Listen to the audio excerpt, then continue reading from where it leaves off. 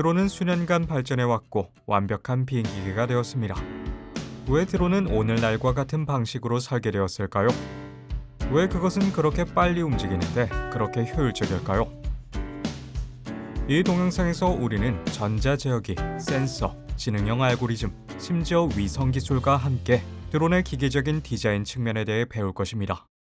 이제 허가된 드론으로 시작해서 가장 현대적인 드론으로 넘어가는 디자인 여정을 시작하겠습니다. 가장 간단한 드론 디자인부터 시작해보죠. 하나의 프로펠러 디자인입니다. 원 프로펠러 드론은 드론이 공중에서 맴돌도록 충분한 상승력을 제공하지만 이 드론을 제어할 방법은 없습니다. 그것은 수직을 이루고 내려오는 것밖에 할 수 없습니다. 또 다른 문제는 이 드론의 본체가 프로펠러와 반대 방향으로 계속 회전한다는 것입니다. 이것은 뉴턴의 제3운동 법칙의 결과입니다. 모터의 고정자가 회전자 부분에 필요한 토크를 공급하는 것을 볼 수 있습니다. 제3법칙에 따르면 이는 회전자가 고정자에 동일한 양의 토크를 다시 부여해야 함을 의미합니다. 고정자가 드론 본체에 고정되어 있기 때문에 이 반응 토크는 드론이 원치 않는 스핀을 제공합니다.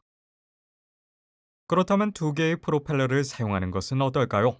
이것은 분명히 가능한 일이고 제로제로 로보틱스라는 회사는 그러한 드론을 개발하기 위해 열심히 시도를 해왔습니다. 프로펠러의 수가 적을수록 드론은 더 적은 에너지를 소비하게 되고 공기 중에 더 오래 머물 수 있게 됩니다. 하지만 가장 큰 문제는 드론이 고속으로 날고 날카롭게 빠른 회전을 하도록 조작하는 것은 더 높은 수준의 제어 정확도와 안정성을 필요로 한다는 것입니다. 제어 알고리즘의 발달로 투 프로펠러 드론이 언젠가는 좋은 안정성을 얻을 수 있기를 바랍니다. 투 프로펠러 설계의 블레이드가 반대 방향으로 회전하는 것을 볼 수 있습니다. 이렇게 하면 모터의 반응 토크가 취소되고 원치 않는 몸체 스핀을 피할 수 있습니다. 3 프로펠러 설계는 거의 사용되지 않습니다. 이러한 유형의 드론의 주요 문제는 모터의 반응 토크와 회전 운동의 정확성입니다. 이러한 문제는 설계와 알고리즘의 불필요한 복잡성을 야기합니다. 다음 편행에서 4 프로펠러 드론이나 쿼드콥터는 보통 H 모양이나 X 모양을 가지고 있습니다. 자, 이제 쿼드콥터가 흥미로운 힘 역학을 이해함으로써 어떻게 조종할 수 있는지 봅시다. 작동자는 드론의 무게가 프로펠러에서 발생하는 추력에 의해 정확하게 균형을 이루도록 해야 합니다. 여러분은 프로펠러가 양력을 발생시키기 위해 사용하는 아름다운 날개 모양을 볼 수 있습니다. 전방으로 이동하기 위해 전방 프로펠러 속도는 느려지고 후방 프로펠러 속도는 빨라집니다. 그러면 상하 이동 모션이 발생합니다. 이제 프로펠러 속도를 동일하게 만들어 모든 힘값을 동일하게 만들어 보겠습니다. 그 결과로 생긴 프로펠러 힘의 수직 부품과 드론의 무게의 균형을 맞췄다고 가정합니다. 이후에도 수평력이 불균형하게 작용하여 드론이 앞으로 나아갑니다. 유사한 기술이 드론의 회전 움직임을 강제하는 데 사용됩니다. 간단히 말해서 이 움직임은 프로펠러의 왼쪽과 오른쪽 페어에 불균형적인 양력을 생성함으로써 수행됩니다. 쿼드콥터의 편향 모션은 독특한 방식으로 이루어집니다. 이 동영상의 시작 부분에서 우리는 모터의 반응 토크와 그것이 드론에 미치는 영향에 대해 배웠습니다. 이러한 원치 않는 스핀을 방지하기 위해 쿼드콥터 드론에서는 대각선 한 페어가 다른 페어와 반대로 회전합니다. 이 기술은 반응 토크를 완전히 상쇄시킵니다. 하지만 드론을 흔들거나 회전시키려면 대각선 한 페어의 속도를 줄임으로써 쉽게 얻을 수 있는 이러한 반응 토크들이 상쇄되지 않도록 하기만 하면 됩니다. 반응 토크는 프로펠러 속도에 비례합니다. 결국 순반응 토크가 발생하고 드론은 편향 모션을 달성할 수 있습니다. 확실히 쿼드콥터 드론이 가장 안정적입니다. 빠른 속도로 빠르게 움직이고 빠르게 회전할 수 있는 능력으로 거의 모든 산업에서 사용되고 있습니다. 자, 이제 드론의 뇌로 들어가 보죠. 드론이 갑작스러운 돌풍을 맞았다고 가정해 보죠. 작업자는 각 프로펠러의 속도와 회전 방향을 1초 이내에 제어 및 재조정해야 합니다. 그렇지 않으면 드론이 추락할 수 있습니다. 이 상황은 사람이 손으로 통제하기 어렵습니다. 이런 경우 드론의 가장 중요한 부분은 비행 조종기입니다. 비행 조종기는 작고 지능적인 조종사가 안에 앉아 어떤 어려운 상황에서도 드론을 다룰 수 있는 것으로 생각할 수 있습니다. 그것은 작업자가 위, 앞, 편향 등과 같은 간단한 제어를 사용할 수 있게 하여 드론 조작을 비디오 게임처럼 간단히 할 수 있게 해줍니다. 이 결과를 얻기 위해서 비행 조종기는 분명히 다양한 센서로부터 많은 입력 신호를 필요로 합니다. 드론 센서의 흥미로운 세계에 오신 것을 환영합니다. 여러분은 현대 드론에 있는 대부분의 센서들의 크기가 개미와 비슷하다는 것을 알면 놀랄지도 모릅니다.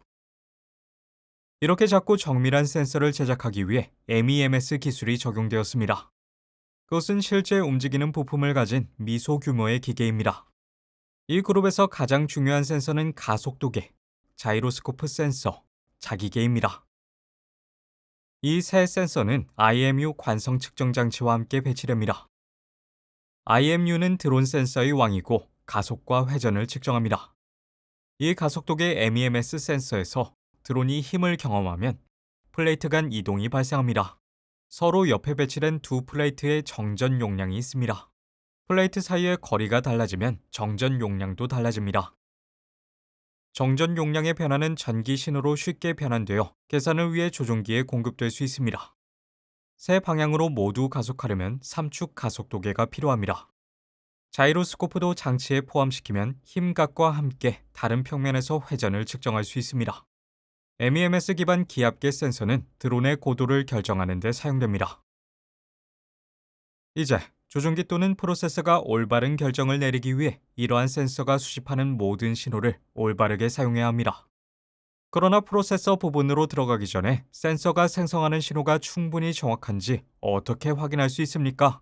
예를 들어 소음은 센서의 정확도에 영향을 줄 수 있습니다.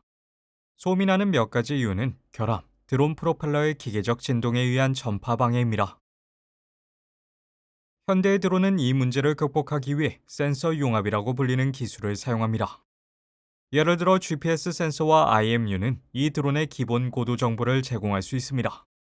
그러나 레이더 기술도 여기에 통합한다면 이 측정을 매우 정확하게 할 수 있습니다. 이것은 센서 융합입니다. 여러 센서가 함께 작동하여 보다 정확한 측정을 수행합니다. 이러한 정확한 신호를 통해 우리는 드론의 의사결정 부분인 제어 논리를 포함하는 제어 시스템 부분으로 들어갈 수 있습니다. 제어 논리는 오류를 더 줄이고 결정을 내리는 알고리즘입니다. 이러한 알고리즘 중 하나는 칼만 필터입니다. KF 알고리즘은 드론 상태를 알기 위해 과거와 현재의 데이터를 읽고 GPS 항법, 귀향 및 기타 모든 경우에 대한 논리를 활용합니다. 또는 이 경우에는 바람에 의한 끔찍한 영향 후에 드론을 안정화시키기도 합니다. 결국 논리 게이트와 트랜지스터 등이 있는 프로세스에 공급된 동일한 KF 알고리즘이 BLDC 모터의 속도를 제어하기 위한 현명한 결정을 내립니다. 네, 4개의 BLDC 모터의 속도를 스마트하게 조절하는 것만으로도 쿼드콥터 드론은 어떤 어려운 환경에도 직면할 수 있습니다. 현재 DJI라는 회사는 소비자 드론 시장의 선두 기업 중 하나입니다. 이들은 첨단 제어 알고리즘, 더 높은 신뢰성을 위해 듀얼 IMU, 그리고 센서 출력의 오류를 줄이기 위해 진동 제동 시스템을 사용합니다. 정교한 알고리즘은 성공의 열쇠 중 하나입니다. 반면에 DJI와 비교했을 때 패럿, 오텔, 유닛과 같은 회사들은 소비자용 UAV 드론 시장을 많이 가지고 있지 않습니다. 이 드론들은 DJI 드론으로 얻을 수 있는 정교함과 적합성이 부족합니다. 우리는 이미 칼만 필터 알고리즘에 의한 BLDC 모터의 스마트한 제어가 어떻게 드론을 안정적이고 행복한 비행으로 만들었는지 보았습니다. 이러한 BLDC 모터, 전자회로, 안테나 및 센서에 필요한 전원은 리튬이온 배터리에 의해 공급됩니다. 드론은 공통 무선 주파수 기술을 사용하여 사용자로부터 제어 신호를 수신합니다. 소비자용 드론의 경우 통신 범위는 1에서 2km 사이일 수 있습니다. 이제 흥미로운 질문이 하나 있습니다. 드론이 우연히 이 통신 범위를 벗어나면 어떻게 될까요? 사라진 드론을 되찾기 위해 현대 드론은 GPS와 타워 기반 인터넷 기술을 함께 사용합니다. 작업자는 GPS의 도움을 받아 드론을 시작할 때 이미 집 위치를 설정했습니다. 이렇게 하면 길을 잃은 드론이 안전하게 집으로 돌아갈 수 있습니다. 우리는 여러분이 완전한 드론 작업 시스템을 디코딩하는 것을 즐겼기를 바랍니다. 다음 영상에서 뵙겠습니다. 떠나기 전에 저희 팀의 일원이 되는 것을 잊지 마세요. 감사합니다.